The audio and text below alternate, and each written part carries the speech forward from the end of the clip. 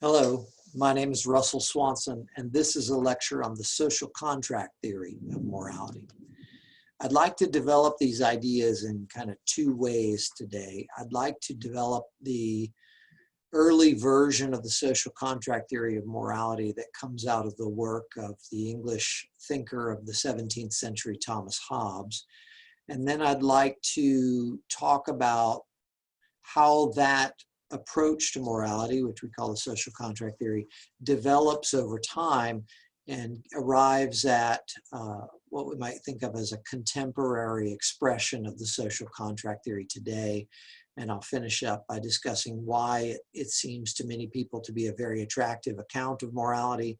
And at the very end, I'll wrap up with some of the major criticisms of the theory as well. Okay. So to start off today, I'd like to take us back to basically the 17th century. Thomas Hobbes was born in, I think, 1588, around the time that the Spanish Armada was threatening England. It's said that he reported that he was born, his mother gave birth to twins, I think as the saying goes, himself and fear, which actually is an interesting theme throughout his work. So I thought I'd just mention that. And then he does most of his writing in the 17th century, which is, for many people, the beginnings of, and certainly the period during the Western Enlightenment, and what's happening to set the stage for understanding the emergence of Thomas Hobbes is that the modern era has begun in the sense that science is really beginning to flourish, and through the printing press, the findings of science are spreading. And Thomas Hobbes, who was a good student at Oxford, seems to have supplemented his work there with an exploration on his own of many of the early scientific findings of the 17th century, and he was really impressed by those, to such a degree that Hobbes is usually thought to be the first major thinker and writer to wrestle with what we called in our last lecture the modern crisis in ethics. Hobbes seems to see the implications for morality and for political authority that science offers us, and that is that the more we understand the facts of reality, the less we understand why so-and-so claims to be put in charge by God, and the more we understand about the facts of our material reality, the less we understand what people are saying when they talk about moral notions of right or wrong. And so Hobbes is the first modern ethical philosopher because he's the first to deal with this crisis. And he's the first then to try to deal with it by producing an account of morality that will be consistent with the metaphysics, the view of reality that is being produced by our scientific findings, right? And so I want you to, though, also note as I talk today that this is yet again, in some ways, a reborn ancient Greek idea. And more specifically, I think we could go all the way back to Plato's Republic and the character of Glaucon. And in an earlier lecture on Plato and his theory of justice, I discussed this idea from Republic, that Glaucon had claimed that morality was essentially a compromise that we make because we feel vulnerable and are aware of our weaknesses. And this, I think of social contract theory in the 17th century, particularly in the work of Hobbes, as kind of Glaucon 2.0, right? And so one interesting question maybe to start off with or to think about is, how did an idea that's from 2,400 years ago take so long to become a major theory about morality? It had obviously been around for a long time, right? Because it shows up in the work or in the character of Glaucon in Plato's Republic, but it's not the view that Plato went with in his theory of justice. And it's really going to become a major theory in the 17th century. And, so the question is sort of, why does it take this idea, which once I explain it to you, you're going to say, well, that's very intuitive. I think, I might not have had the vocabulary, but I think I had this understanding already myself. How did this idea take so long to catch on? And my simple answer to that, that you can think about more deeply if you'd like, is that it's an idea whose time has come. The modern crisis in ethics, as I've described it, produced by the rise of science, is going to make that Glauconian position seem more reasonable than ever before. Okay, so Hobbes produces a work in the middle of the 17th century, published in 1651, called Leviathan.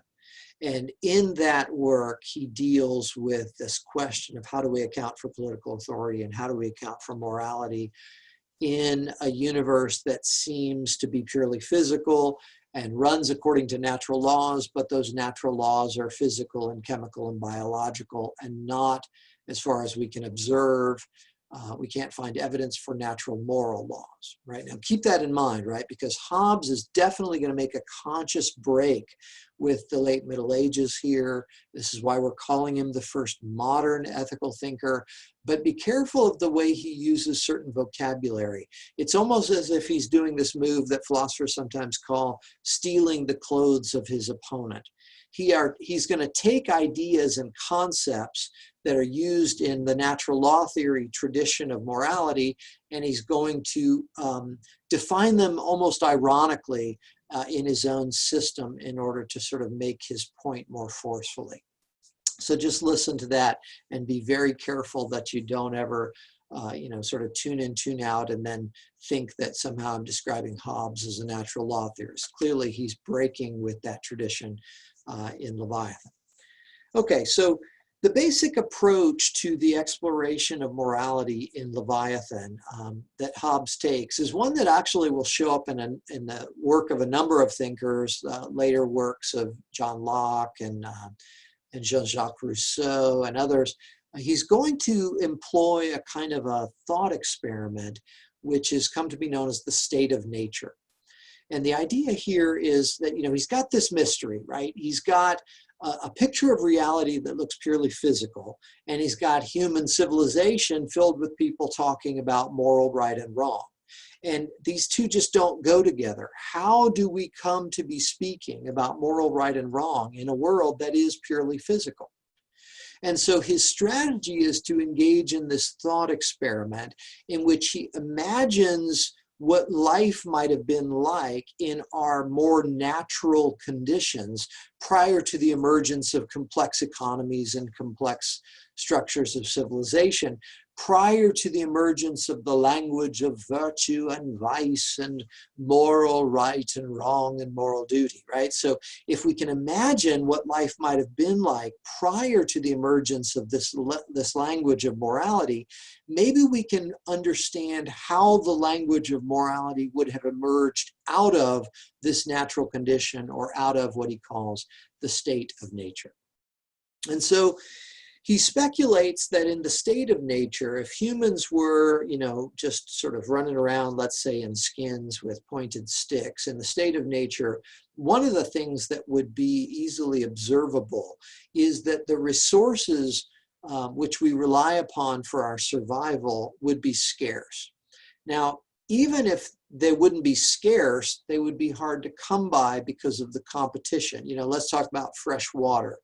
A lot of creatures need fresh water to survive. So in some respects, any good fresh watering hole, so to speak, is going to become a place of some danger.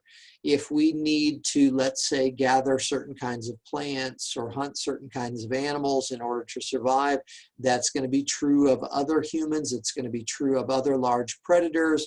And so our movement towards the resources that we need to survive, certain plants, certain animals, and the territories that those plants and animals tend to be associated with, is again going to take ourselves into a place of competition.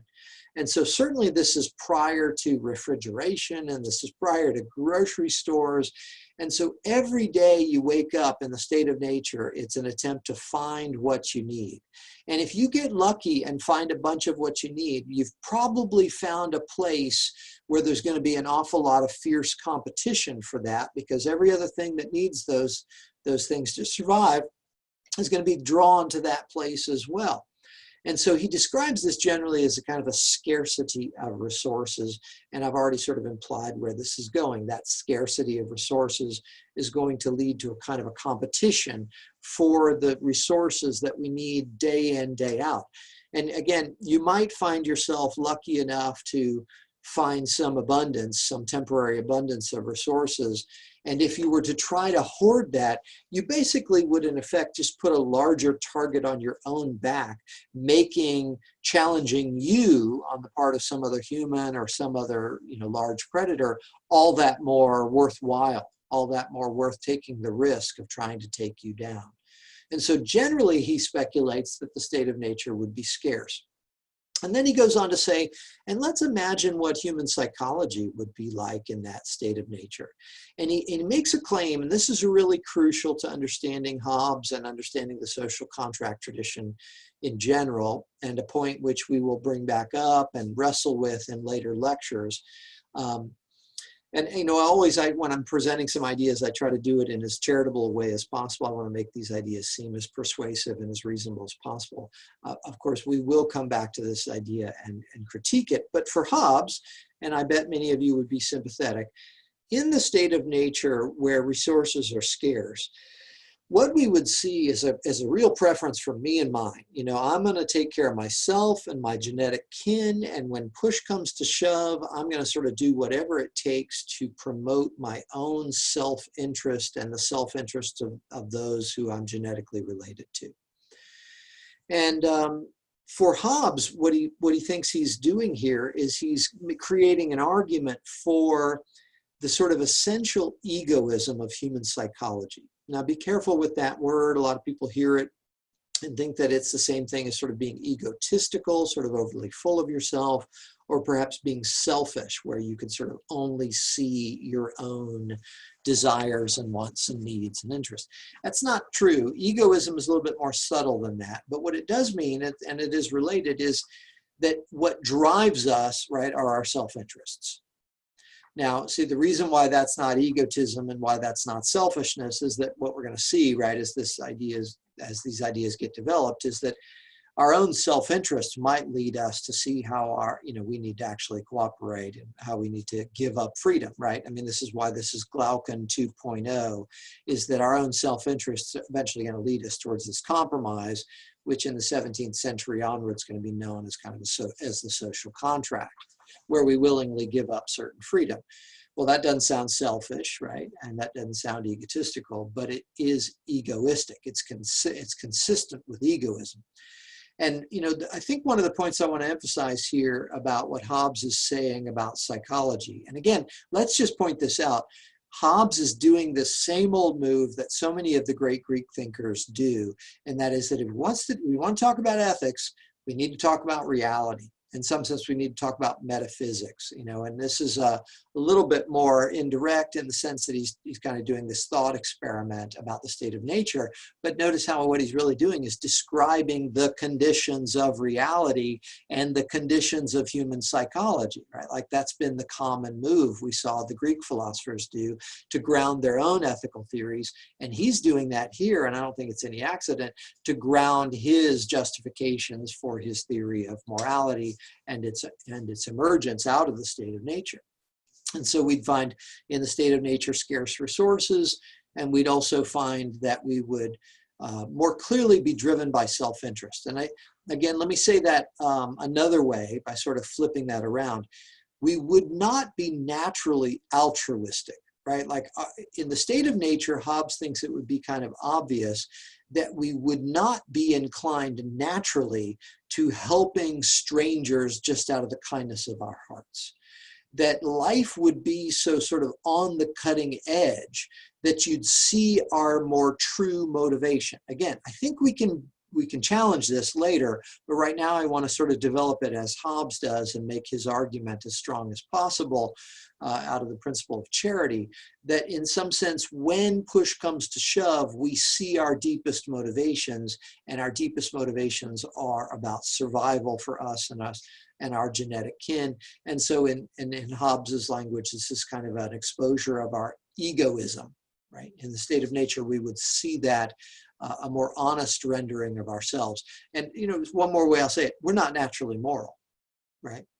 Again, echoing how Glaucon in Plato's Republic uses the Ring of Gyges story to make a very similar claim. The other thing that Hobbes said about the state of nature is if there were any sort of evaluations about life and how it could be good or bad, it would be simply subjective. In the state of nature, there would be a kind of a simple subjectivism at work. That fancy terminology wouldn't exist yet, but the ideas of what is good would be determined by the wants and desires and wishes of the individual subject. And so what he's setting up here, right, with this scarcity of resources and this simple subjectivism and this egoism where we pursue our self-interest, right, is he's setting the stage for sort of the naturalness of conflict. And so he's going to add a couple of more bits of ironic language. So here we go, that warning I gave you a while ago. Be careful of the language here. He's going to say in the state of nature, we would see ourselves as sort of more or less equal to other human beings. Now, you and I culturally, whether we know this or not in terms of the language and the reference to the thinkers, we're very much influenced by Jeffersonian political philosophy, right? Which is influenced by Locke, which is influenced by natural law and morality. And so when we hear this idea that we are roughly equal, our minds probably quickly go to, yes, we're equal. We're equal in the mind, equal in the eyes of God, right? It's kind of a common phrase. And because of this equality, we have a kind of an inherent worthiness and dignity that demands respect.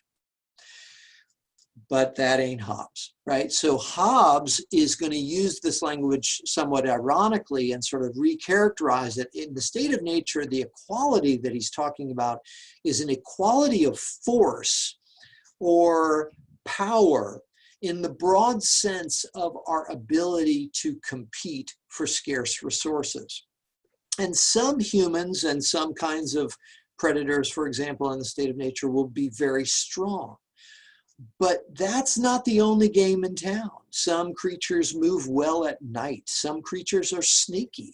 Some creatures make deals with other creatures, temporarily, cooperate with other creatures better than creatures that are solitary. Some creatures maybe just don't need to sleep as much, right? And so sleep is a time of great vulnerability. The point he's making here is that while there would obviously be sort of stronger and weaker human individuals, when it comes to your ability to compete for some share of the scarce resources of the state of nature, there'd be a rough equality here. And there's a kind of couple layers of irony to this claim. One I've already spelled out in the way that this is not about inherent dignity. This is not about an equality that leads to a kind of a natural right or a kind of a need for respect or being worthy of respect. That's not it. But on the other hand, let's also give Hobbes his due. I think in some sense, by saying that we're all naturally equal, he seems to be saying that nobody is inherently superior to anybody else in such significant and consistent respects that they would be like naturally in charge. And so in some ways, Hobbes in his own way is undercutting something that we could, a claim that we could actually associate with the great Greek thinker Aristotle, right? Because as much as Aristotle is an awesome thinker, he made some amazing, claims that were just, really suspect. Like he thought of slavery as a natural institution based on the natural superiority of some human groups over others. And in some ways, what Hobbes is saying about the state of nature would undercut that, right? But for Hobbes' purpose, right, he's not trying to make some case against slavery in this moment per se. He's really just trying to set up the state of nature as a place of conflict and a place of the constant threat of violence. And so look what he's building up, right? He's got this claim about scarce resources. He's got a claim about self-interest. He's got a claim about any notion of good and bad is purely subjective, which sets up sort of conflicts about good and bad. And he's got this claim about equality. And I sometimes use this analogy to sort of flesh this out. It's like, imagine if two, dogs got loose and met on the street. If one dog was much larger than the other dog, the big dog, right, would sort of confidently come up to the small dog, and the small dog, assuming it knows it's a small dog, right, should really just roll over and expose its neck and its soft underbelly in this moment in order to use body language to communicate, no need to fight, you're in charge in this moment. But the trouble occurs in nature and on the street when two dogs show up and one's, they don't know who's naturally stronger. And so they can't just use, or maybe they don't just use body language to avoid violence. So this rough equality of power is like that. The fur is going to fly in the state of nature because we are roughly equal with one another in terms of our power, understood as an ability to compete for the scarce resources of the state of nature. And add one more ironic claim that Hobbes makes about the state of nature in this thought experiment that he's conducting. And he says that we would have in the state of nature one natural right. Again, alarm bells should go off because Hobbes is not a natural law theorist, and so he wouldn't be echoing natural law theory of morality with any kind of appeal to natural moral rights to life and liberty and pursuit of happiness. So what he's saying here by the natural right really is a kind of again, appropriation of the language of the natural law tradition in order to describe what really amounts to a kind of a psychological fact, or what Hobbes would claim is a psychological fact about us, and that is that when push comes to shove, human beings will do whatever it takes to survive. And so he calls this the natural right. You have the right to anything it takes for you to survive. And that means in some sense that I have the right to you. If I need to kill you in order to survive and eat you to survive, then I have the right to you. But you also have that right to kill me and eat me, right? And so what does this set up? This is not the later writings, decades later writings of Locke in the 1680s and 1690s defending some kind of natural right to life.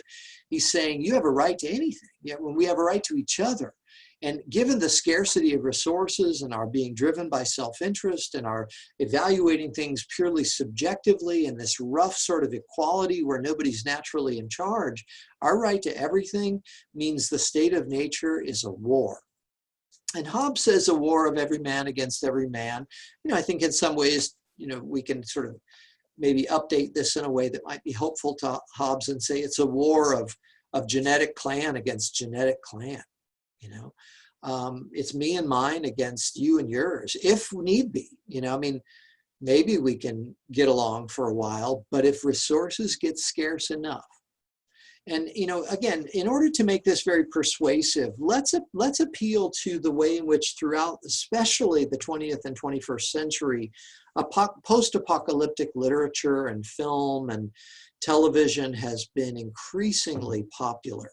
Right, and so take something like the Walking Dead as a television series, or the Mad Max, the old Mad Max, or the updated Mad Max movies, or something like that. And there's just so many we could appeal to. In fact, maybe just another thought experiment would be helpful.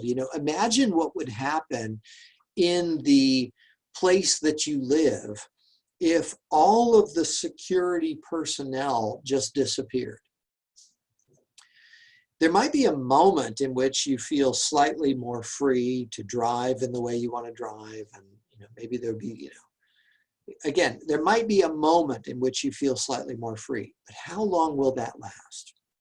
And what do you think is most likely to happen over the next few days and weeks as more and more people realize that no one is here to enforce the laws of this area anymore?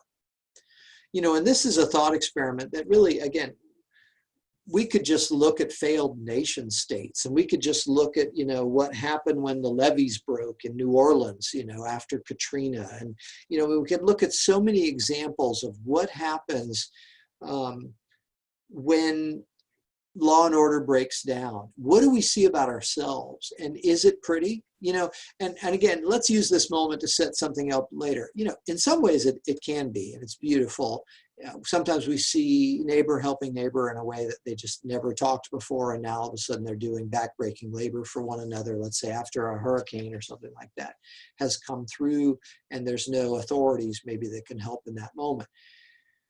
But we also see plenty of examples of people freaking out and sort of hurting each other to get ice and fresh water and basic supplies as resources get scarce. And Hobbes, echoing the position of Glaucon, is going to say that that any kind of cooperative behavior we see is probably the remnants of socially constructed consciences, right? Socially constructed notions of how we ought to treat one another. Again, I think that's a little uncharitable to human nature, but I'm trying to make the case for Hobbes today. And so, like Glaucon, if you have the ring of Gyges long enough, Glaucon says, it doesn't matter whether you started off good or bad, you're going to end up behaving the same way. If you have society continue to break down for long enough, and you just live in chaos long enough, maybe push comes to shove and you see the way in which humans will do whatever it takes to survive, and that they will take care of themselves and their own genetic kin long before they'll take care of strangers. And it doesn't necessarily mean in the state of nature that it's a constant war, but it is the constant threat and danger of violent death and assault. And so the state of nature is a war of all against all. It is solitary, poor, nasty, brutish, and short, to quote a famous passage from Leviathan. Now, the good news is we are a kind of a unique creature that has a capacity for reasoning. Okay, in my lecture series, I've used the language of abstract thought. We have the capacity to think our way beyond the sensory present. And that has a lot of utility. And it would have utility in the state of nature. We can think, perhaps we can think our way beyond the low quality life in the state of nature.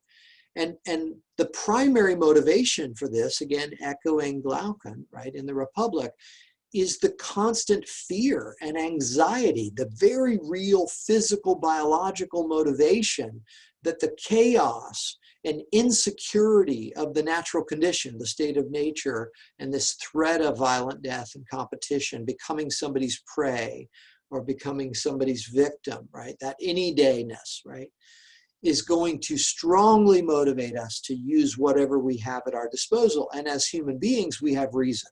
And again, this isn't in the natural law theory, God-given reason. This is just, birds fly, cheetahs are fast, squirrels climb, humans think. They think their way beyond the sensory present. And this is going to lead to some fairly obvious conclusions about the state of nature, namely, this sucks. How could this suck less? How could life be of a higher quality than this? Namely, how could we feel more secure than this? How could we feel safer than this? And the obvious solution, right, is that we could find safety in numbers, perhaps, if we could just band together, right? And Hobbes calls this the natural law. Again, be very careful of the language here. There's no sort of God-given natural law.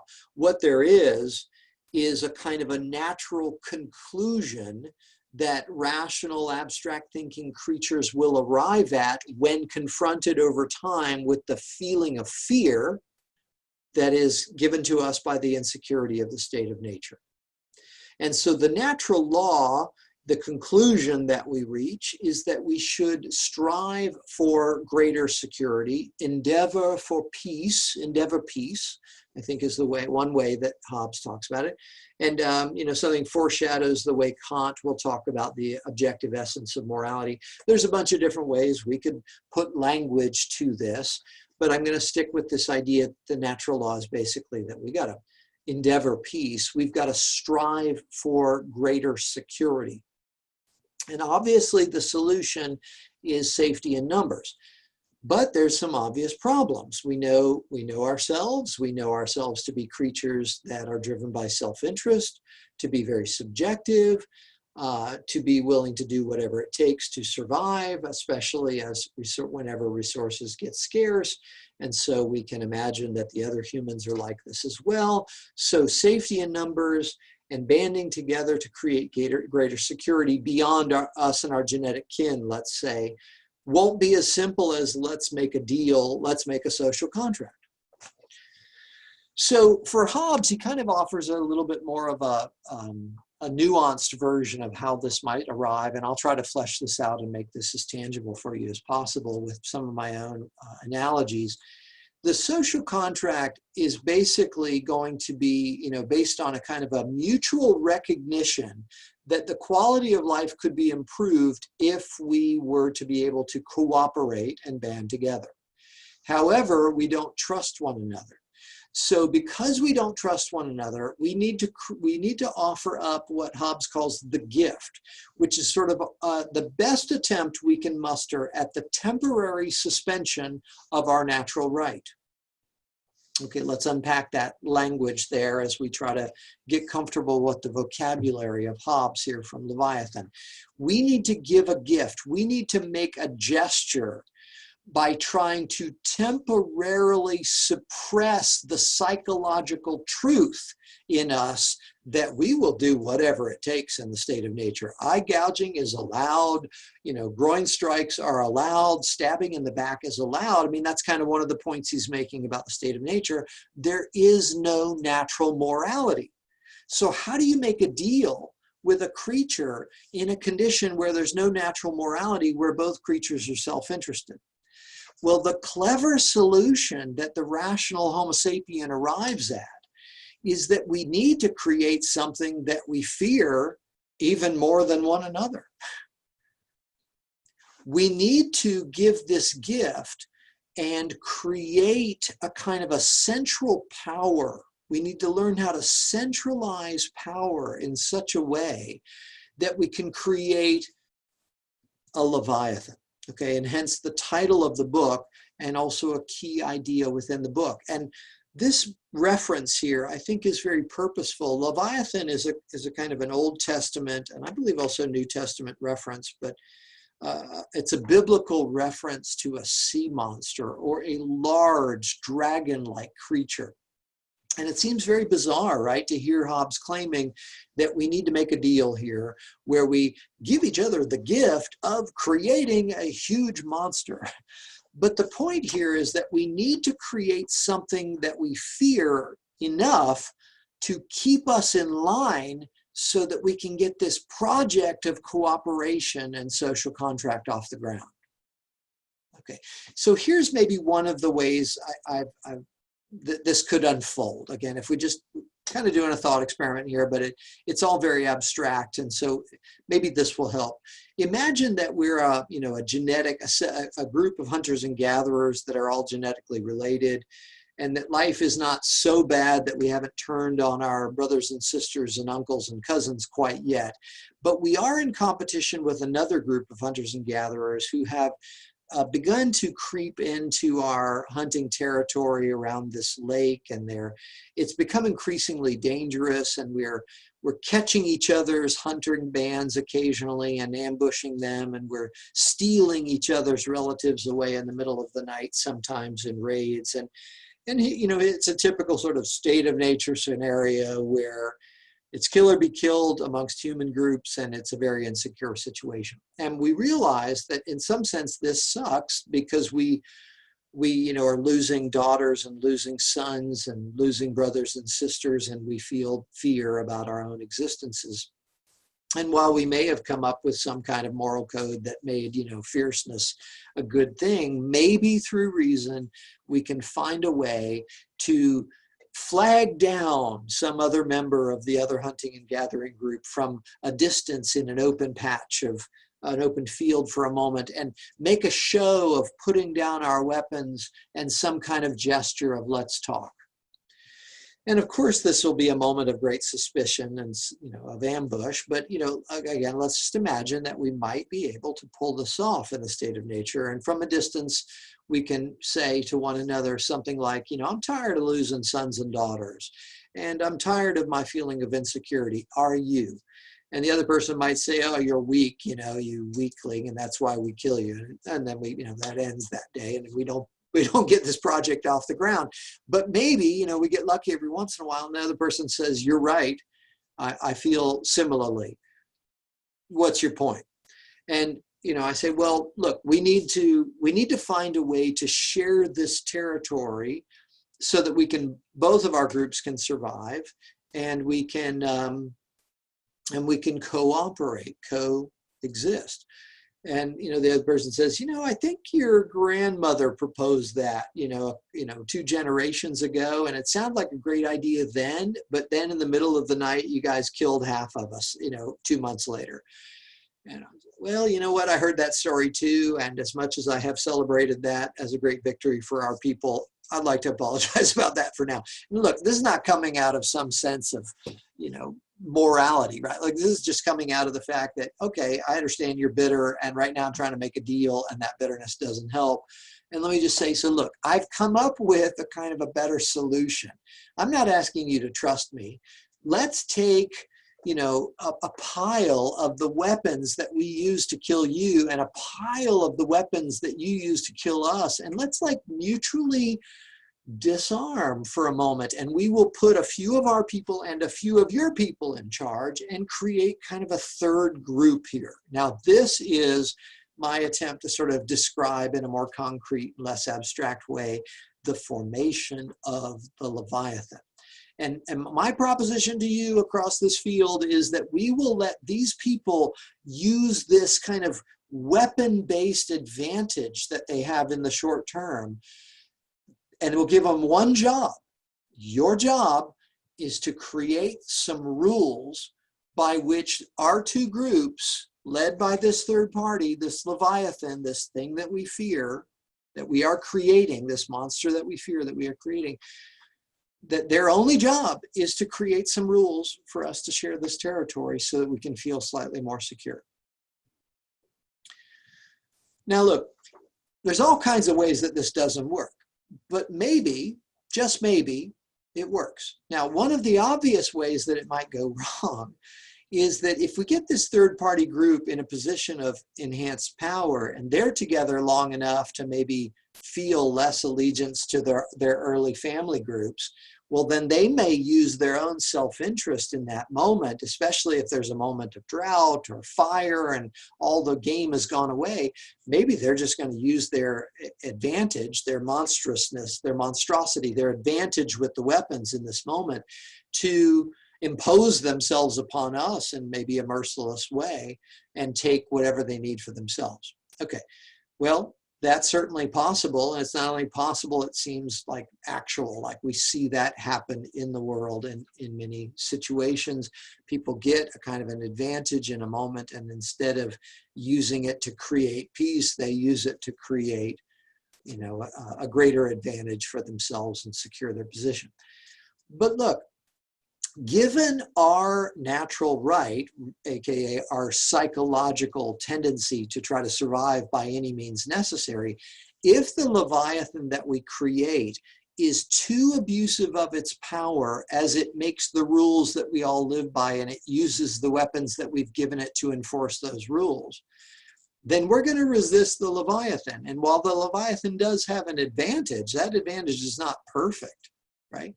And so maybe, right, this is how it works every once in a while. The Leviathan doesn't have some strong sense of duty, right? Like that doesn't exist according to Hobbes. The Leviathan has reason. And the Leviathan can maybe see its own long-term self-interest. As a part of this newly formed group, the Leviathan, this newly formed monster, this newly formed centralized power structure, the Leviathan can maybe abuse its power and generate rules that make it have the biggest houses and the best cuts of meat. But as long as you and I feel safer than we did before, then maybe we'll go along with it. And the longer we go along with it, the more a new kind of ethic, right, We used to maybe have an ethic of the honor killing of the people from the other tribe. Maybe now the new ethic that is emerging is the cooperation with the people from the other tribe. No longer seeing them as necessarily the other tribe, but seeing us all as one as we live in a slightly more secure scenario, right? Okay, so, and I've tried to concretize this abstraction for you that, you know, we get together and we make this agreement to give this gift, which creates a Leviathan.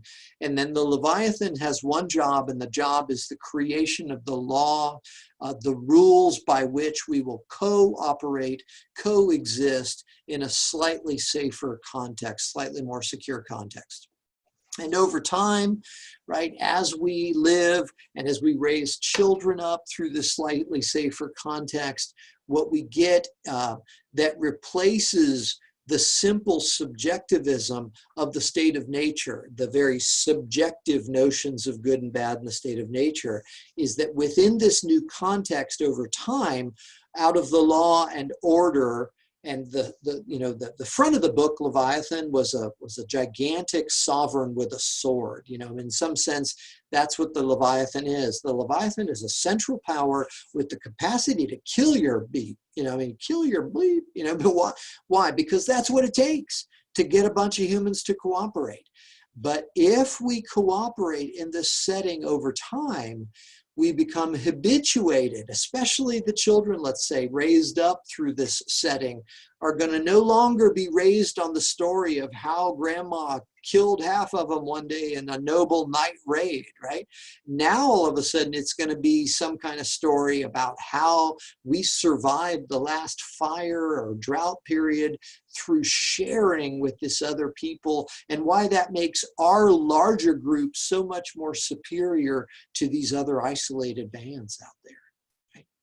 And this is in some ways the way we start to sort of leverage up what is complex societies and complex economies, where tens of thousands and now hundreds of millions of strangers share more or less peacefully, right? Large swaths of territory, and redistribute wealth to help people through difficult times. I mean, it's phenomenal if you think about it, right? And in some sense, Hobbes is trying to tell a story, an account of this that is plausible as to how morality and notions of public good, shared notions of right and wrong behavior, can emerge out of our natural conditions, out of our state of nature. Okay, so that's my sketch of the Hobbesian account of the social contract and the role that it plays within the emergence of morality. Please, again, be careful if you have ever associated social contractarian thinking with the likes of John Locke or Thomas Jefferson or Jean-Jacques Rousseau or other thinkers from the 17th and 18th century. Be very careful, because I think what all of them have in common is more of a debt to the natural law theory of morality from the late Middle Ages. That's especially obvious in Locke and in Jefferson, I would say. And here Hobbes is, and see if this language makes sense to you now, much more thoroughly modern, right?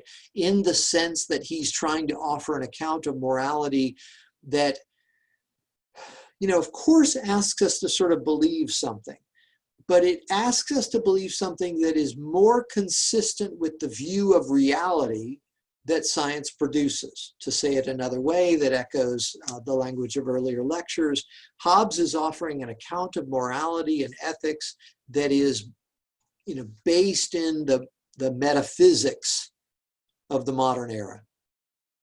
And that's what makes him a modern thinker. Now, social contract theory of both political authority and of morality is, to this day, to the 21st century, one of the leading theories of morality. And so it really gets its start here in important respects coming out of Thomas Hobbes. But there's a certain authoritarian flavor to the story that Hobbes tells about the origins of morality that I think we could perhaps attribute to the fact that Hobbes lived in a period in which he knew chaos. He was born at the time where the Spanish threatened the English. He lived through the time of the English Civil War between the parliamentarians and the monarchists. He actually fled England for a while for fear that he himself might be hurt or killed because of his own views. This was a person who personally knew the dangers of the breakdown of society. And if you know personally the dangers of the breakdown of society, then you might appreciate how necessary it might be to impose martial law onto a certain part of the world and restrict all kinds of liberties and freedoms and rights and economic opportunities in order to what? In order to stamp security onto a place that is experiencing chaos. And as Hobbes points out, chaos is more frightening than tyranny, because at least with tyranny, right, at least with the absolute power of a sovereign, you generally know what not to do. You know, and if a sovereign is just crazy, you know, and as a sovereign just leads in a chaotic way, our natural right as a psychological tendency is going to lead us to try to assassinate the sovereign by any means necessary.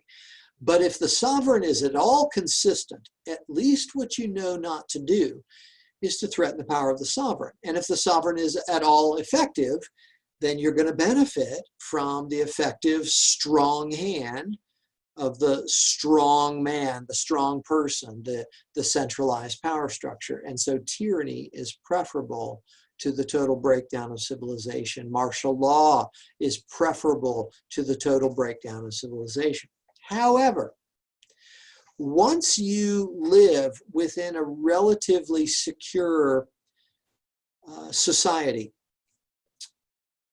security is crucial, and there's no accident as to why politicians talk to us a lot about the borders and talk to us a lot about security and often try to, using sophistry, you know, generate a feeling of insecurity in us over issues X, Y, and Z, and then pose themselves as the great solver of those insecurities and feelings of fear. And they do that oftentimes by sort of imposing themselves and as an authority, maybe having to limit privacy or limit, you know, freedom of movement or something like that in order to offer us security. There's no accident why that's a very common bit of political sophistry.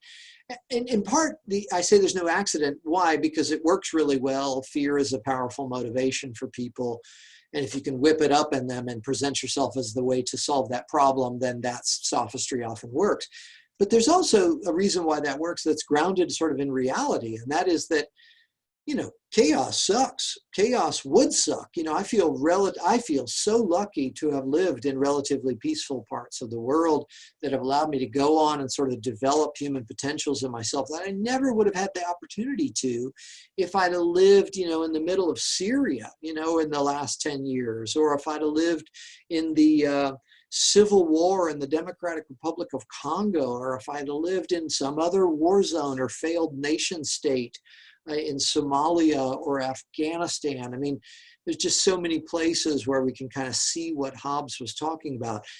But if you live in a relatively peaceful place, security is an interest, but it's not the only interest. Once martial law has succeeded in reestablishing relative security and looting has been ruled out and home invasion by armed groups of people has been ruled out of some post-apocalyptic nightmare scenario, well, once we're relatively safe again, we don't want checkpoints at every street corner, and we don't want ID checks, and we don't want curfews. We want liberty, and we want the economic opportunity that that liberty brings, and we want a kind of a privacy. We don't want the, you know, authority structures just bursting into our, you know, our home havens. So we care, we value as human beings other things besides security. So this is a long argument for a characterization of more contemporary expressions of the social contract theory that will sound much less authoritarian, much less top-down than Hobbes did, writing in the context of the English Civil War and the insecurity of England in the 17th century.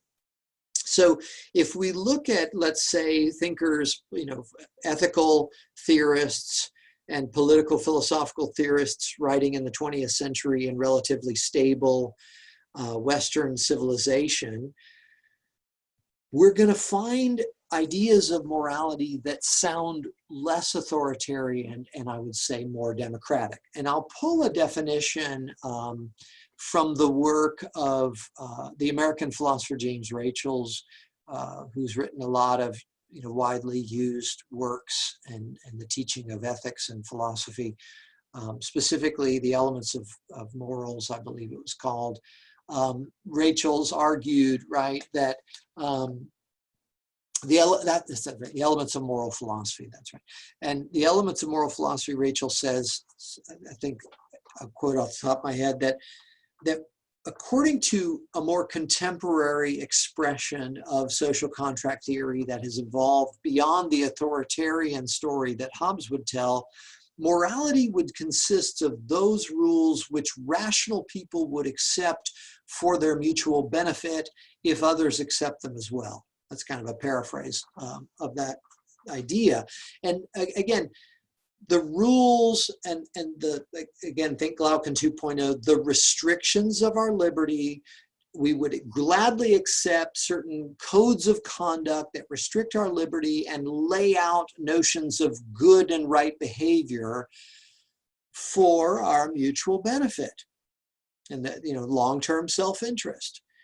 If enough people, and let's hear me spelling this out a little bit more, if enough people go along with this, we don't need 100% of people going along with this, but we need enough people to go along with these rules. Because if the rules break down, then there's no benefit in following the rules. And this is pretty unique to the social contract theory of morality, right? Is that morality is born out of a social agreement, and the social agreement is motivated by mutual benefit for rational individuals. And if too many people break too many of the rules, like think about traffic for a second, if too many people start driving too fast or too few people no longer stop at red lights and the traffic rules start to break down, well, all of a sudden your stopping at a red light is now putting yourself in greater danger. Right? You're going the speed limit in a place that people fly through is actually asking to be rear-ended, right? So, the larger point here is that if you try to be the good person in a situation where not enough people are following the rules that define good behavior, you could make the claim, and I'll do this just sort of for provocation's sake, you're not a good person, you're just a fool who's more likely to get hurt or killed. And that, again, that approach and way of thinking about morality is very, very unique to the social contract theory of one of the big modern theories of morality. And so morality consists of those rules, as Rachels expresses it, which rational people would accept for their mutual benefit if others accept the rules as well, and as I've said, if enough others accept those rules as well. Now, look, why is this such a popular account of morality? Okay, well, again, following Rachel's line of thought on this as he develops it in his article on this topic, there are a number of sort of positives, advantages to this theory, things that are explained well by this theory. And there are a couple things, though, that aren't explained well by this theory. And let me just sort of pause at one level and go a little meta here for a second and talk to you about how one does ethical philosophy. One way that we are going to weigh the relative merits of ethical theories in the modern age. Remember, we don't have the benefit that scientists have of being able to compare our hypotheses and our theories to the empirical sense-based data. And so in philosophy in general, and including in modern ethical philosophy, what we have to do is generate an account, or let's say a story, a narrative, a theory of the origins of morality, like something like social contract theory, as I've developed it for you. And then we need to look at what are the implications of this theory. And if it implies things that just seem absurd, then that's counts against the theory. If it, on the other hand, implies things that seem really reasonable about morality, that things that have been sort of well-considered moral judgments, if it explains a lot about morality in a very convenient, simple way, coherent and simple way, that is in favor of the theory. If there's too many things about the theory of morality that it can't explain, then we've got a problem for the theory. And in this way, we go about sort of debating what seems like the more or less reasonable ideas of morality in an age where we're confronted by the moral crisis in ethics. And so let's do that now for a contemporary kind of expression of social contract theory as we defined it using the work of Rachel's. Morality consists of those rules which rational people would accept for their mutual benefit if others accept them as well. Okay, let's talk about the advantages, because they're numerous. First of all, one advantage is this really takes the mystery out of morality, right? I mean, this is, I said that in some ways this motivates Hobbes, right? There's this mystery. There's a purely physical reality that we know better than ever, and there's humans talking about right and wrong, and we don't find any facts about right and wrong in our natural world that clearly, say one approach to right and wrong is the right one. And so there's this mystery of how we even end up talking about morality, right? Well, this takes the mystery out of it. And I could say it, another way, this is the modern theories that we're going to be considering here. This doesn't ask you to, and I don't mean this in a disrespectful way, but in terms of the public moral debate, right? I'm not going to ask you to consider that morality has been determined by a person that lived thousands of years ago, that saw a bush that was on fire but wasn't consumed, and then got from God or the representatives of God some kind of divine inspiration and brought to us the sort of some of the essential rules of the moral perspective on life. That again, if we have that faith already, we can use that personally to govern our own conduct. But in the modern era where reality has been described better than ever via science, that's going to be less and less persuasive. And so we need still to find a way to talk to each other about moral matters and moral issues in a way that sounds as persuasive as possible. And so we want to take the mystery out of morality. We want to take the supernatural elements out of morality. And so appeals to divine revelation, appeals to a natural moral order, that we just, again, let me pick on Jefferson here for a second. As much as I admire the spirit behind the language here, we hold these truths to be self-evident. Really? Based on what? From a modern crisis perspective, from a modern metaphysics perspective, really? We hold it just to be obvious that you have the right to life, liberty, and the pursuit of happiness? Show me the evidence of that. I can study you all day long and understand, taste buds and hair follicles and how hearing, happens, but I'm not going to find your natural rights. And again, let's be clear about something just to avoid a simple counter argument that we shouldn't waste time on. I'm not saying I know, therefore, that they don't exist. I'm just saying I don't have evidence for them that's obvious. And because of that, I'm trying to find another way to account for important moral concepts. And the social contract theory is just that. It's another way to explain the origins of moral concepts, and more importantly, I'll echo this later, to think about how we process our moral debates. It's useful. It's constructive. And it asks as little as possible of us, right? In terms of I'm not going to ask you to believe in some kind of mysterious foundation for morality. So it demystifies morality. Now, a second, but I would say almost the most important advantage that I want to list here, but related to this first one, is that the social contract theory of morality shows how a debate about moral right and wrong could be rationally had, objectively presented, arguments for some behaviors being right and wrong, without appealing to moral facts. And why does that matter? Well, the absence of evidence for moral facts is just the modern crisis. And I hope by now I've repeated that enough to use that as kind of a shorthand with you. And this is why you take the time to kind of develop a comfort with certain vocabulary of any intellectual tradition, because it allows you to go deeper, quicker and faster and more efficiently. And so if I can just use the reference to the modern ethical crisis, the modern crisis in ethics, as a kind of a shorthand for, and I don't have to any longer explain the absence of evidence for moral facts, then we can just go beyond it and talk more deeply, more efficiently. And so in the absence of moral facts and in the presence of the modern crisis in ethics, we can still find a way to have some kind of objective debate about morality. For example, let me use some low-hanging fruit here. And I'll present, again, kind of simple versions of this, and always the devil's in the details. The more we press into these things, the more challenging they become. But obviously, right, at some level, we could make a case for mutual benefit resulting from a reduction of assault and murder.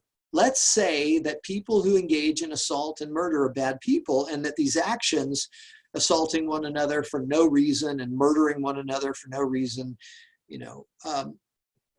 those should be considered bad. Well, why? Well, I don't need a natural right here that's more mysterious. I can just say, how about us as rational beings, rational in the sense now of being able to see our long-term self-interest, want to live in more relatively secure places where assault rates and murder rates, may never reach zero, but if they go down significantly, that's a benefit.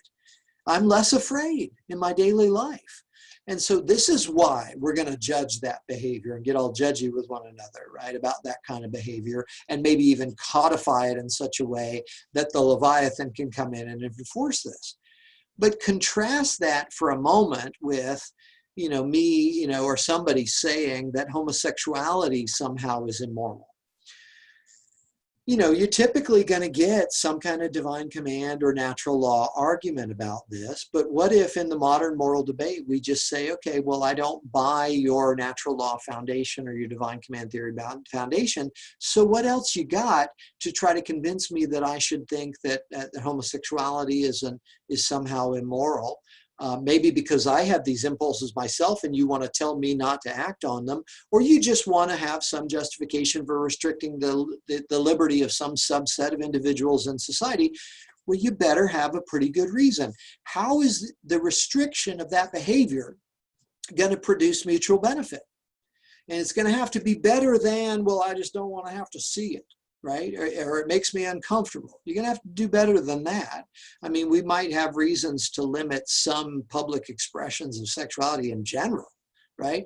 But that doesn't mean that we're going to, say you can't love X, Y, and Z. If you want to call homosexuality immoral, you need to be able to make a case for the harms created by allowing that behavior.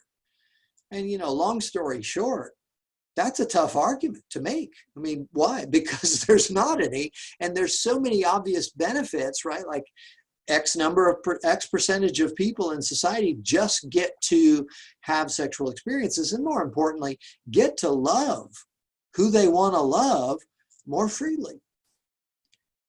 And so here's a case in which you can see how social contract theory is not relativism. Social contract theory isn't, whatever the tradition says. Social contract theory isn't subjectivism. It's not whatever the individual feels.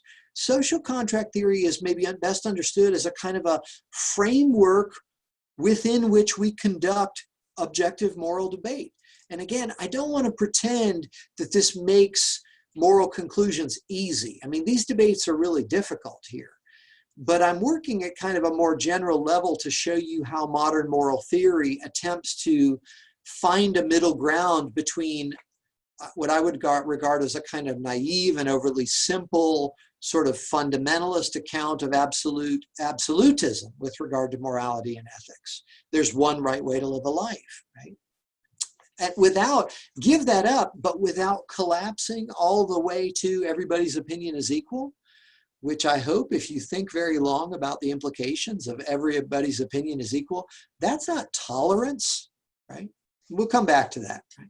So the middle ground here is being already sort of carved out by the social contractarians. It's demystifying morality, and it's showing how you can make moral debate more or less objective without appeal to moral facts. And let's continue to list here some advantages of the social contract theory approach. It also tells us why we would be concerned with morality at all if morality is in some sense not real except as a social construction. And let me phrase that again, this advantage, this benefit of a social contract approach to morality. It gives us a reason why we would want to have our liberty constrained, why we would want to try to be good people. And the simple answer is mutual benefit. And this, I think, in many ways echoes another part of ancient Greek philosophy that sounds very reasonable in the modern age, and that's ancient hedonism, specifically Epicurean refined hedonism, which claimed that we should be kind to one another, but not because there's some natural moral duty to be kind to one another, but just because it's going to be a better place to live if we treat each other like that, right? And let me put a finer point on it, because a moment ago I said, why be moral? And the answer is, again, let me create the tension. Why be moral in a postmodern crisis context? Why be moral in a situation where we're dealing with the possibility that morality is not real, much less, maybe it's just not knowable if it is real, but maybe it's just not real. Why be moral then? Why have your liberty constrained in this way? Why not become Thrasymachus? And I know that we'll see that some answers are, well, look, because we're just hardwired actually to be more empathetic and sympathetic. Okay, wait, that answer's coming in the philosophy of David Hume in the 18th century, so we'll get there. But the social contractarian answer, right, built into this definition that we're exploring of morality as those rules which rational people would accept for their mutual benefit, ding, ding, ding, right there, mutual benefit. But if I put a finer point on it, it's actually not mutual benefit that I really care about, again, given the psychology that the social contractarian is defending. It's my own long-term self-interest. So why be moral? My own long-term self-interest. Now, let's put a little pin in this, because we will come back to this idea. This is being listed as a kind of an advantage of the theory that it has a way to explain why be moral in the modern crisis context. But it's also a little bit ironic to say that you should care about morality because you care about yourself. And we're going to see a number of people push back on that. David Hume, Immanuel Kant, maybe more famously than any, even in John Stuart Mill, not so much Jeremy Bentham, but John Stuart Mill, Immanuel Kant, David Hume, modern theorists that will push back against the sort of irony of this advantage here in this moment. But let me also develop this in a way that's charitable to social contract theory by giving you kind of a related advantage of the theory. And that is that the theory really asks very little of us. And what I mean by that is that this story of the origin of morality and this framework for thinking about how we can more objectively debate morality in the public setting does not ask that we be saints who are capable of loving our enemies. And again, let me say this in I hope this doesn't sound like sophistry. Let me say this in such a way that's very charitable, I think, and sort of defends the best of the social contract theory. This theory doesn't ask us to be saints that are capable of loving our enemies. And that's the good news, because most of us are not. If we're honest, right? we do tend to care on a daily basis for ourselves and our loved ones. And then maybe people we know, and then maybe other humans from our society, and then maybe other humans from other places on the planet. And frankly, depending on personal psychology and personal, experiences, maybe the circles that represent these sort of scopes of levels of moral concern would go like this. I'm concerned with myself. Maybe I'm concerned with my children. Once I have children, I certainly feel that very strongly as a father. I'm concerned with my children. I'm concerned with my immediate family. I'm concerned with my extended family. I'm concerned with my loved ones. I'm concerned with my friends. And right there next to strangers in my community might be the animals, like the non-human animals that I have a personal relationship with, like my pets. And so depending on different experiences and different, personal psychologies, that description of human moral psychology, if I can put it that way for the first time, where there are these sort of rings, concentric rings that describe the prioritization of our moral concerns. Well, social contract theory eats that right up, just says, well, that is totally consistent with the story of morality that we are offering. You don't have to be a saint who's capable of loving your enemies. That's cool if you are, and we can appreciate that even in a good social contractarian-based society. But you don't have to be like that. All we need of you is that you be rational enough to see how your self-interest is tied to this larger, complex economy and the cooperative structures of this economy and the codes of conduct that are required to make those cooperative economic structures possible. And so that's another advantage, I would say, of social contract theory. Let's add at least two more.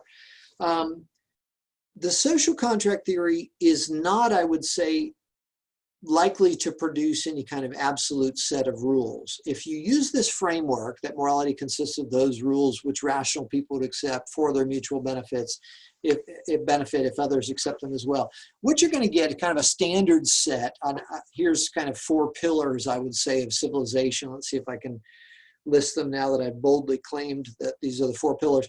You're going to want to see reduction in rates of murder, reduction in rates of assault, reduction in rates of theft, and reduction in rates of serious forms of dishonesty like fraud, especially fraud that results in harm. And if you can get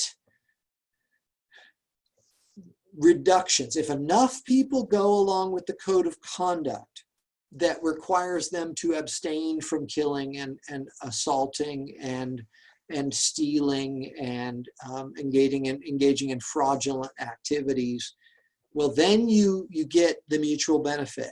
But there are exceptions to the rules.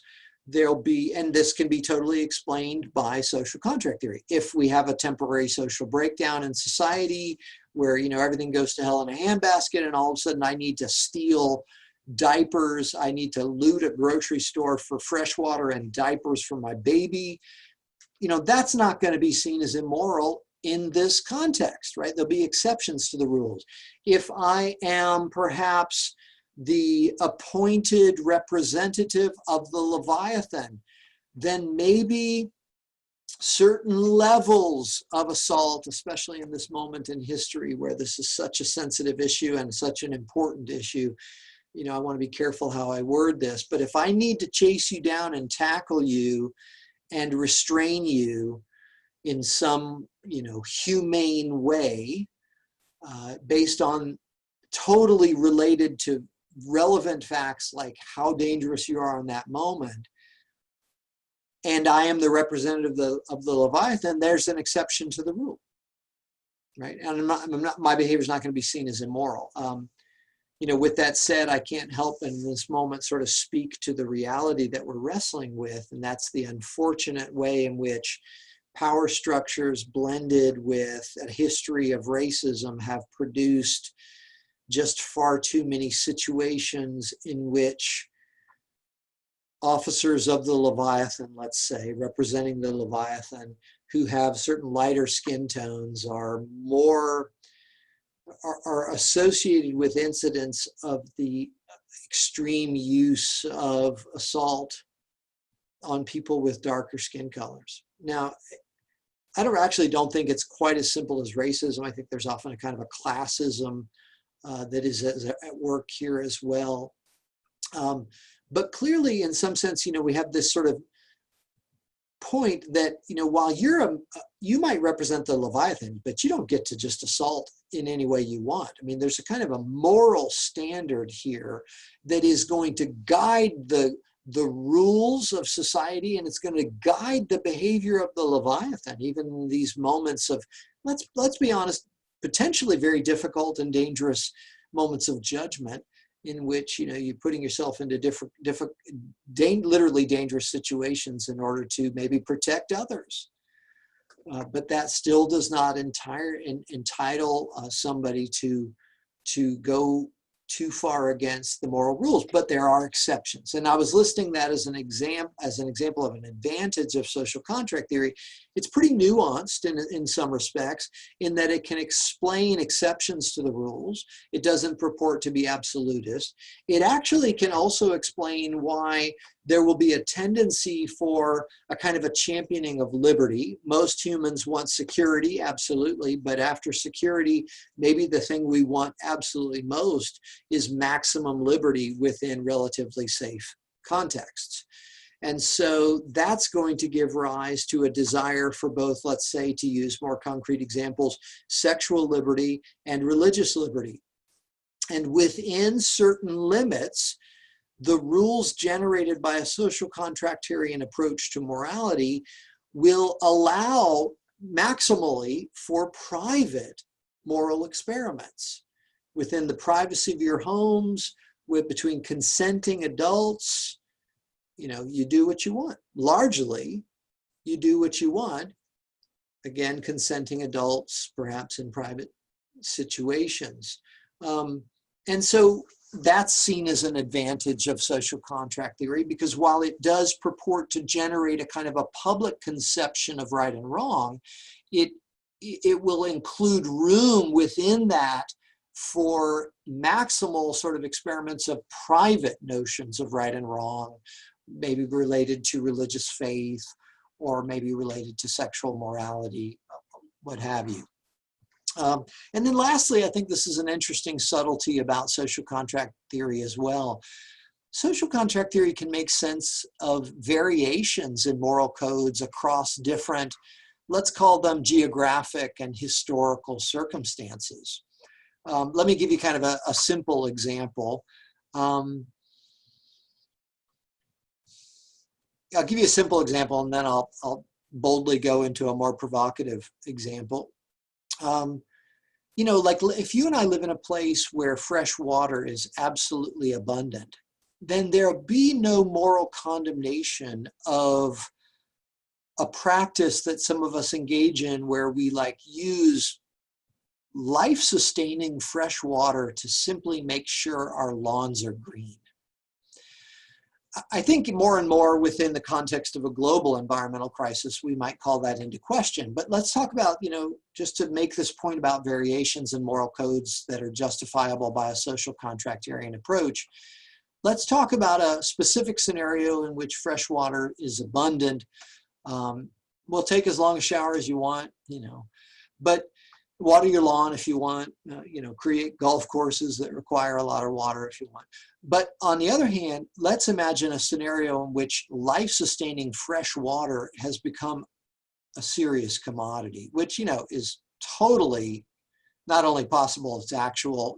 There's already resource wars over oil. I think when we see resource wars over fresh water spread, that'll be, a sign that we're going to need maybe larger frameworks for increased cooperation, because this odds will be incredibly the risks, right, will be incredibly heightened in that moment. Let's say we live within one of these scenarios where fresh water is scarce. Your choice to keep your lawn green for aesthetic reasons is going to be immoral if somebody else's kid doesn't have fresh drinking water because of your choice. Your long shower becomes a moral issue. You're leaving the water on while you brush your teeth becomes a moral issue, right? And so in this simple example, I'm showing you how, in a larger way, social contract theory could actually explain some of what we might say that is the cultural variability of moral codes. I think a lot of that's just accidents of history as well, and a kind of an unconscious, adherence to tradition that Socrates and the philosophical tradition in general sort of says, hey, the more the stakes are raised here and the risks are raised here, the more we need to turn away from an unconscious reliance upon tradition and the accidents of history, and the more we need to turn to some level of conscious philosophical debate about values. If we live in a moment of global environmental degradation, then we need to rethink certain economic structures. We need to rethink the role of governmental regulation, right? I mean, I hope that seems kind of an obvious point. And let me go ahead and go into a slightly more provocative case here, just because I think it's important to throw out a kind of what I hope will sound like a moderate position here.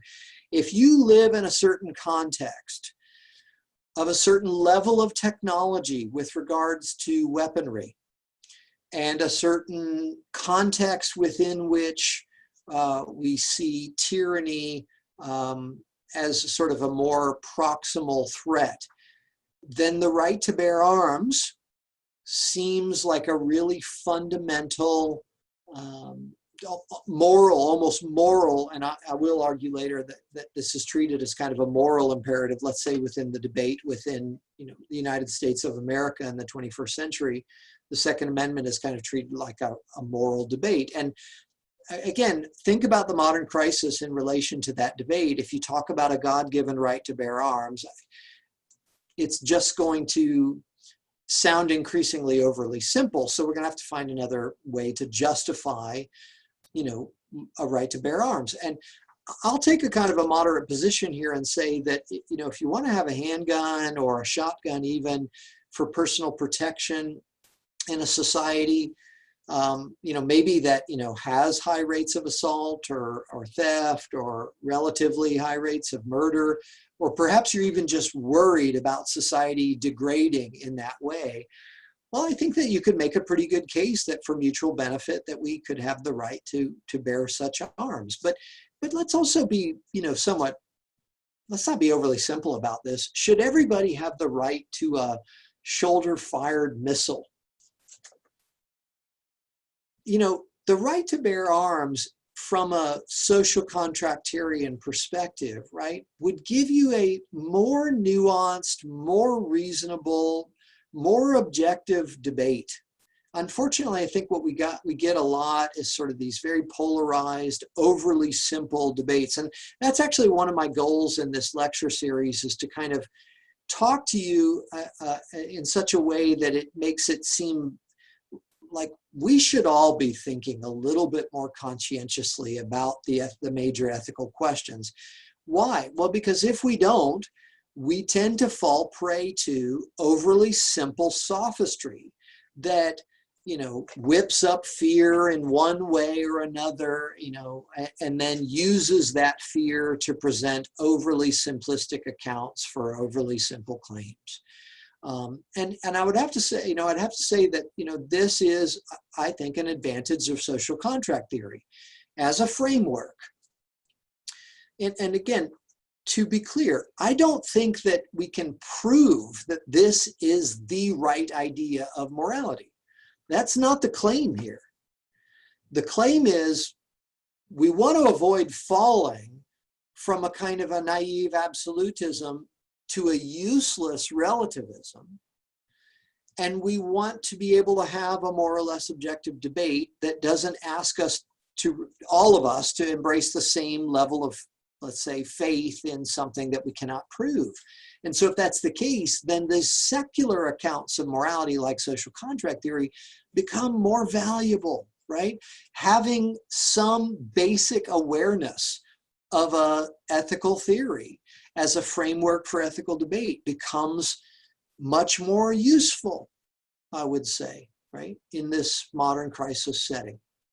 Okay, and I'll finish with this in terms of advantages for the theory. And in some ways, a lot of what I've been arguing is that this theory just explains a lot of intuitions that we consider parts of our sort of well thought out notions of moral goodness and moral rightness. And you know, it can explain why we would want to call murder bad and why we would want to call assault bad, and it does it without reference to divine commands or unprovable natural human rights. It also, I would argue, kind of could explain why human rights are a thing, right? You could see how human rights themselves could be the rules generated by this debate.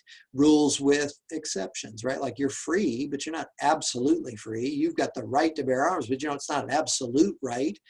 You have the right to property, but maybe it's not an absolute right. Why? Because all of this is grounded in mutual benefit.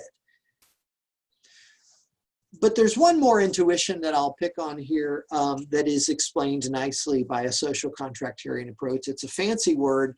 It's called supererogatory actions.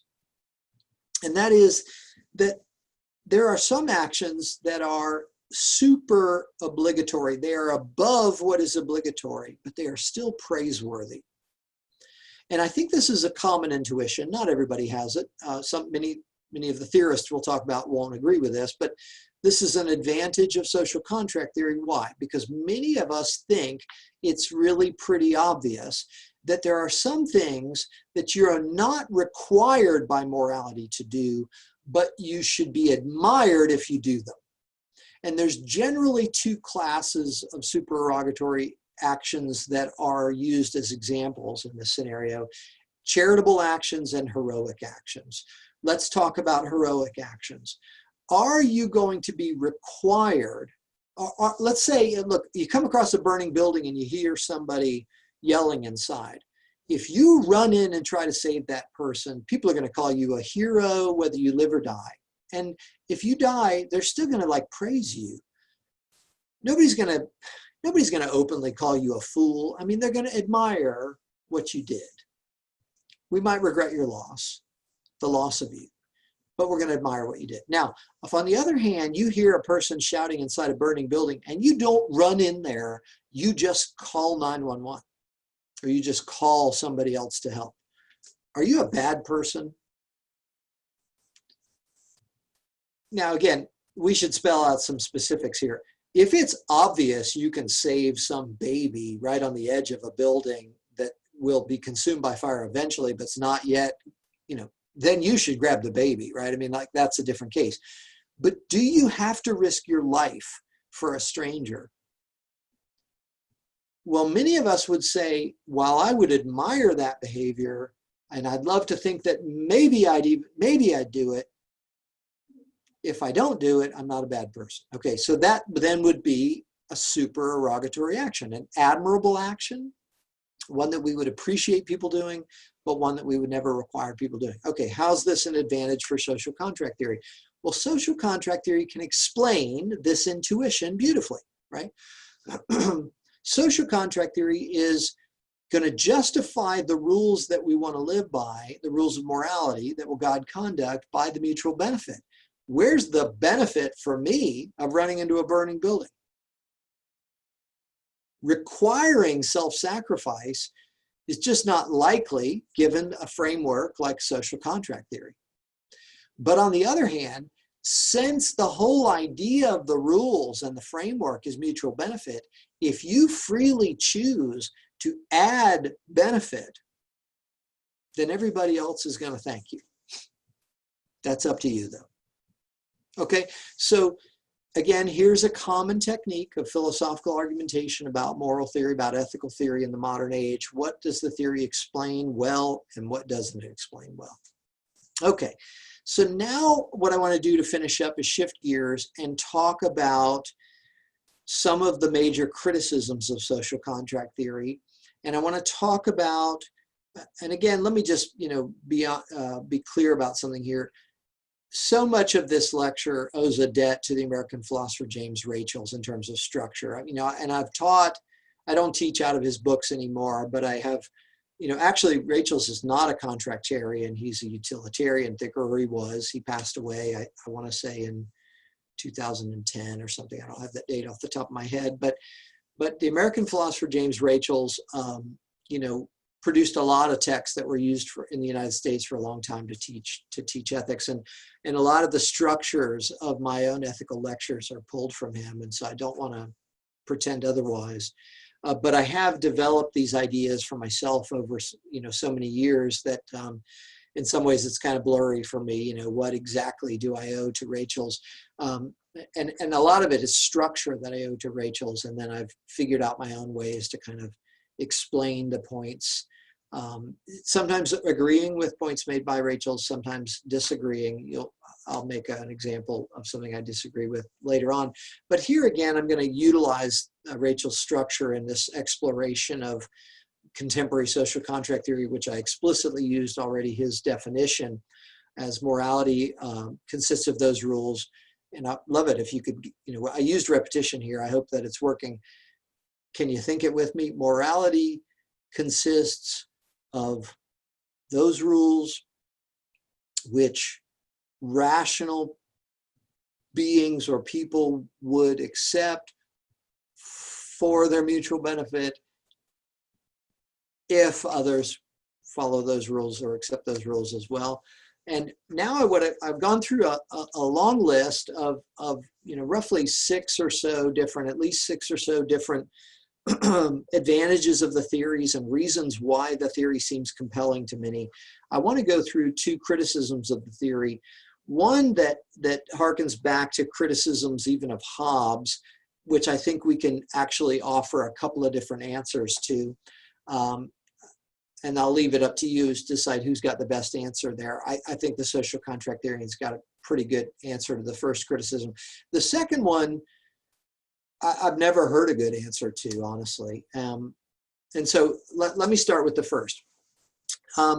When Hobbes put forth this idea in the 17th century, one critique of his idea and the later social contract theorists like Locke and Rousseau was to suggest, you know, hey, neat idea, but what the heck are you talking about? It's a total fiction. How can a made-up idea of a social contract that we don't have good reason to believe ever really existed explain something that does exist, which is moral thinking and moral vocabulary?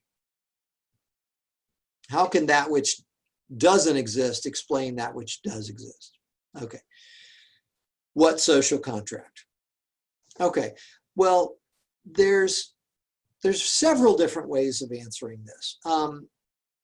Let me start off with one way of answering this.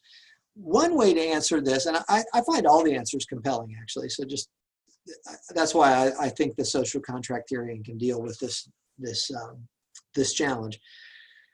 One way of answering this is to say, in Hobbes's defense, that was a book of philosophy, not a book of history. You know, because he employed this thought experiment of the state of nature, it made it sound as if he was trying to recount historical historical happenings. I think a more charitable way to understand it is these were historical possibilities that more importantly presented us with a philosophical and a plausible account for how morality might have come into existence. But more importantly than how it did or didn't come into existence is how we might think about it now, right? Again, back to my claim, this is a book of philosophy. It's not a book of history. This is not a book that is primarily claiming to give us some case for the actual social contract that gave rise to all of morality for all human cultures. It's more a book that seeks a wisdom, a philosophical book, about how to think about morality. And, you know, one way to flesh out wisdom is in terms of pragmatic value, right? This is an idea of morality that has pragmatic value. It is useful in terms of the modern public moral debate in the context of the modern crisis in ethics. So there's one, I think, very plausible answer that kind of dodges the objection by saying, you, the critic, you missed the point because it was never about an actual contract. Okay, there's another one, and I think Rachel spells this one out in his original writing on this, where maybe we can say, well, maybe we all didn't agree to an actual social contract. This ends up being echoed in the writing of John Locke as well. But the agreement to the contract is implicit. That when you're born into a society with a tradition of a moral framework and you don't leave it, you don't have to sign any agreement. You imply your tacit, unstated, implied agreement to the contract. So there's not any contract that any of us have signed in order to sign up for a particular morality, but maybe we've implied our agreement to certain moral frameworks within certain societal traditions. I actually don't love that answer, so let me give you a slight variation on it. What if we were to just say, you know, you the critic, you charge that the social contractarian can't appeal to the social contract, that it's a fiction. Well, what if we say, well, look, again, you missed the point. There's not one social contract, there's many. What do you think the Magna Carta was? What do you think the US Constitution is? Isn't the US Constitution in some ways a framework, a moral framework for a society and its laws that are agreed to by people that are looking to form a more perfect union, to establish a cooperative society that produces security, and beyond security produces opportunities for flourishing, economic and otherwise. So in some sense, you might say, you know, to what social contract? You might say, well, there's any number of social contracts that we can point to, and just by virtue of being the citizen, and maybe this does tie into the second answer I gave, that you have already given a tacit agreement through your citizenship by staying in that society. You've given agreement to many different versions of actual social contracts, right? And that we should, and we do, have an ongoing debate about those frameworks. You know, I mentioned one a little while ago, there's an ongoing debate about the Second Amendment. And I think that that's a reasonable thing to do in changing circumstances, changing technological possibilities with regard to weaponry, changing circumstances like being at the heart of an urban center versus living out in some kind of, you know, rural setting. I mean, these differences matter, I would argue, with regard to how we understand a not absolute right to bear arms in society. And so an ongoing debate about mutual benefit and potential harms needs to happen. Okay, and it's going to be a debate that threatens, not threatens the wrong word, a debate that offers the possibility of updating the social contract, because it's not written in stone by an absolute authority like a divine. It's created by humans for their own benefit. And we would do well to remember that, I would argue, from a social contractarian perspective. Okay, so the social contractarian can maybe, I think, answer that in a couple of different ways that are both, I think, pretty persuasive. I think the contractarian kind of wins that argument in my humble opinion. Okay, here's a criticism of social contract theory I've never heard a good answer to this day. There are kind of band-aid answers, but they're just not very good or persuasive answers, I would argue. Okay, and it has to do with looking carefully at the definition of morality as those rules which rational people would accept for their mutual benefit if others accept them as well. What about non-rational creatures? And, you know, again, one technique we use in debating moral theories is we look at intuitions that we have, that we think are well considered, and And we say if the theory explains our well-considered moral judgments, that's the strength of the theory. But if the theory can't explain something that seems like a well-considered moral judgment, then that's a problem for the theory. Again, this is a limited technique. It's not to be mistaken with comparing your hypothesis to facts or your theory to evidence, empirical evidence, right? So you got to be careful what you consider as a considered moral judgment. But let me show you the technique in action as we criticize social contract theory at the end of this lecture. If you see a person torturing a dog, you would be justified and be right in some sense to say, what are you doing? Stop that. You know, very charitably, you might say, explain yourself. I mean, if this person could say, oh, I'm sorry, it looked like torture, it's really research, and I'm sorry, I know that this is upsetting. Okay. Well, we might ask, well, research on what? I mean, if this is research on, some cosmetic device that men are going to use to stop baldness, then stop what you're doing. It's not worth it, right? But again, let's go to some easier situations, some low-hanging fruit. If you see a person that is simply, for no apparent reason other than their own sick and twisted enjoyment, torturing an animal that can feel like a dog. And I'll use a dog on purpose because it'll pull on your heartstrings, but frankly, it could be an armadillo or a possum or, whatever. Torturing it for no apparent reason other than their own enjoyment. I think we want to call that wrong, morally wrong behavior. I don't care if there's a law against it or not. In fact, there are laws against this kind of behavior in many parts of the world because many of us agree that that should be deemed wrong behavior. Now, the question is why? Now, look, one simple answer is it's the pain, silly. It's the pain, right? It's the unnecessary and justified pain. Okay, put a pin in that. We'll come back to that when we deal with utilitarian moral theory in a few lectures. But in this moment, I want you to consider carefully this kind of example next to the definition that we've been working with of morality, that morality consists of those rules which rational people would accept for their mutual benefit. Do you see the problem emerging? Why should non-rational creatures, feeling admittedly sentient, but not capable of entering into a social contract with us to produce some mutual benefit, why do they get any moral concern?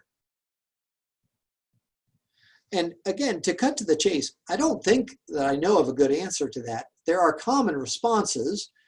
Let me anticipate a couple. One would be that, and this is not, not only possible, it's an actual example, I think even that comes out of, say, Kantian moral thinking, and that is that the famous Prussian German writing philosopher Immanuel Kant, would say something like, the behavior of animal torture exhibited in a person should cause you to wonder whether or not that person would be more likely to engage in those behaviors with regard to other humans. Now, there's just enough sort of psychological truth in that to be tempting, but let me suggest to you that from an ethical, sort of philosophical argument standpoint, I don't think that's a very good response, because the problem we have with, let's say, kicking the dog around or torturing the possum is not because you're more likely to hurt a human later. It's what you're doing to the dog or the possum. So in some sense, the response misses the criticism here and fails to deal adequately with the considered moral judgment. So you might say, a kind of a related idea, well, what if, the torturing of the dog or the possum, really upsets those of us who love animals? And by animals, I got to watch how I speak here, right? Because even built into our vocabulary is this idea that we're not animals. That by that I mean non-human animals, animals, right? Non-rational beings is what we're considering right now. And even that line's not as clear as we might imagine, right? But in this case, if I just say, those of us who care a lot about non-rational sentient creatures and other species that are maybe not obviously rational but are sentient, you know, are deeply upset by your torture. Well, okay, is that going to be a good solution to this problem? I mean, you might just make that person do it in private.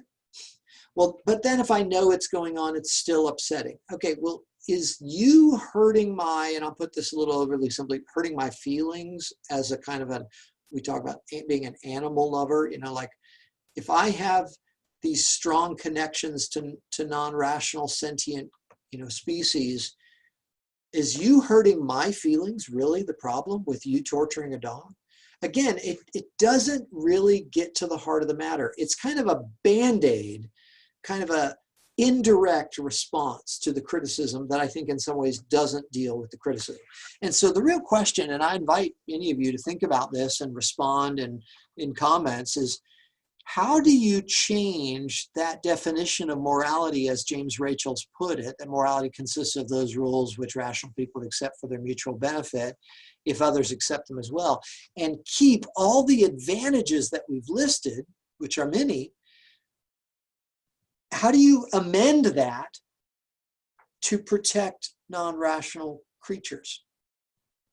And of course, I've only scratched the surface of this problem, because the problem is even worse, right?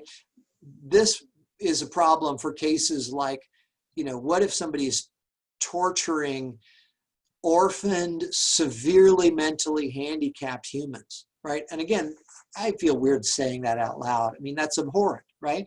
And the problem is that is abhorrent, and social contract theory can't tell you why that's abhorrent.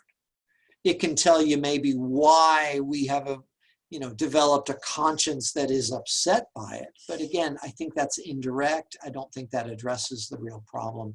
And I think maybe we should just admit this is a limitation. This is a problem.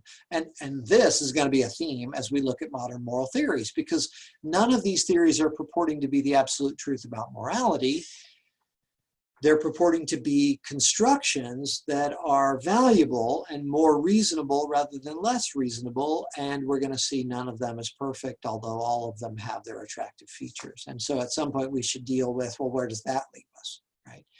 And maybe that'll be part of what will lead us to what we call postmodern ethical considerations. But I'm going to stop my lecture right there on the social contract theory. It's gone on long enough. And if you followed this line of thought, you know, bravo to you. I want to share a social contract with you. Okay. And I wish you well, and I hope you flourish, and I hope that the conditions that you're living in bring you great benefit. All the best.